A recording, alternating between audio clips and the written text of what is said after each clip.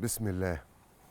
إذ المرء لم يرعاك إلا تكلفا فدعه ولا تكثر عليه التأسفا، ففي الناس أبدال وفي الترك راحة وفي القلب صبر للحبيب ولو جفا. ليه بقى؟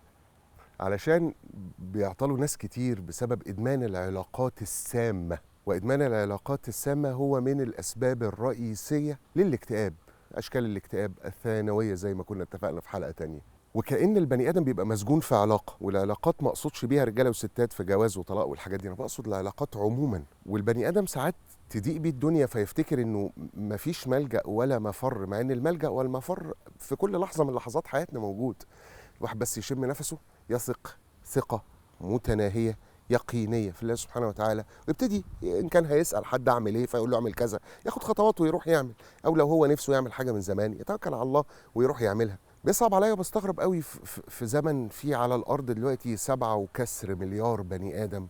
مليار ده اللي هو ال1000 مليون، ده كتير قوي. والواحد يتزنق في علاقة يقول لك أصل ده صاحبي من زمان بس اتغير من 3 4 سنين، عمال يمرمط ويبهدل فيا وانا مش قادر ابعد عنه. ليه؟ لاني متعود على كده. ومش هقول لكم امثله كتير مننا اتعرضوا لعلاقات سامه. وليه علاقات سامه؟ لانه ابتدى يلفت نظرنا يعني في الاطباء النفسيين، يعني كتير قوي حالات اضطرابات الشخصيه.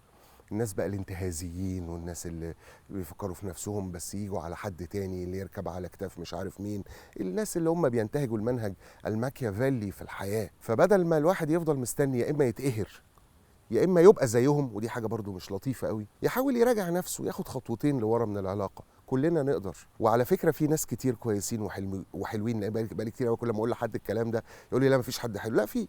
قول لي قليلين، ما حواليكش منهم كتير. روح دور، ما تعطلش. محدش يصبر على علاقة توكسيك فترة كبيرة إلا لو كان متيم، كما قال الشاعر: وفي القلب صبر للحبيب ولو جفا.